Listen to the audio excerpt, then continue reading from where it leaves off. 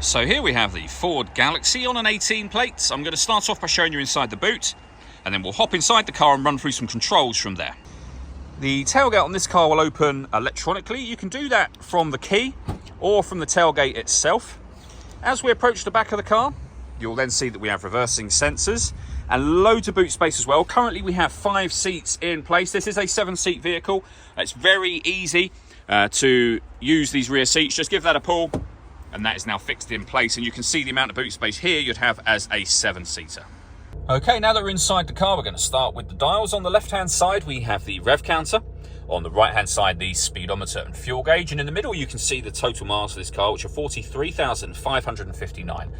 Above that, we have a digital readout for the speedometer. You can change that information for any of these 4 bits of info, as you can see. You can also change the information over on the left-hand side for the information, so trip computer, fuel economy, for example, any of those menus you wish to have changed. And you do that using these buttons for the middle and these buttons for that left-hand side. Also on the steering wheel here, we have cruise control, speed limiter, and stereo and phone controls. You'll only be able to use the phone controls once you've paired the phone to the car, which is done over on the touchscreen just here. So on the home screen, which is where we are now, you'd hit connect to phone and then pair phone. Search for your vehicle on your device and select it once it is found. Follow the instructions on screen from there. On the home screen, we've got satellite navigation. We've done a video showing how this system works, which you can find on our website and on our YouTube channel as well. Back to the home screen, we can access our radio and other audio options as well. So we've got AM, FM and DAB radio, CD player, Bluetooth audio, so you can stream your music wirelessly as well as making and receiving phone calls. This car's also got 2 separate USB inputs. So if you plug devices into those, they'll appear up here as further options for you.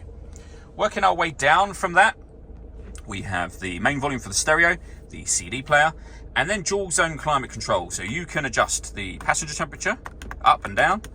Same with the driver temperature and the fan speed. All adjustments will show momentarily as you make them up on the screen. Once you're happy with those settings, this button turns your air conditioning off in this case, back on again, or hit auto.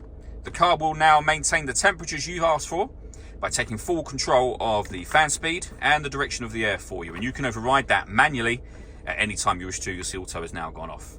We have a heated rear screen, proper heated front screen, heated driver's seat with 3 different heat settings, and the same over here for the passenger side.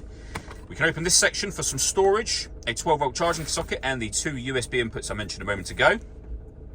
We then have a 6-speed manual gearbox, electronic handbrake. We can turn our parking sensors on and off from here.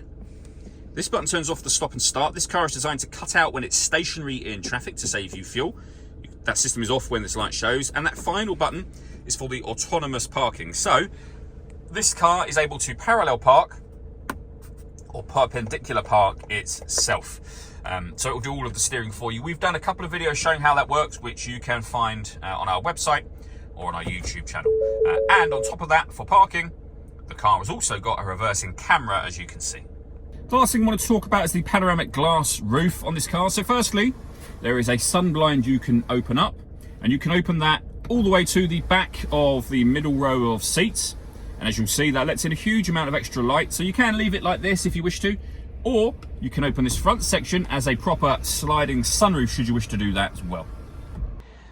All that leaves me to say is thank you for taking the time to watch this video. If you'd like to come and see this ULEZ compliant car for yourself and have a test drive, please feel free to call either of our MJA sites. We'd love to hear from you soon.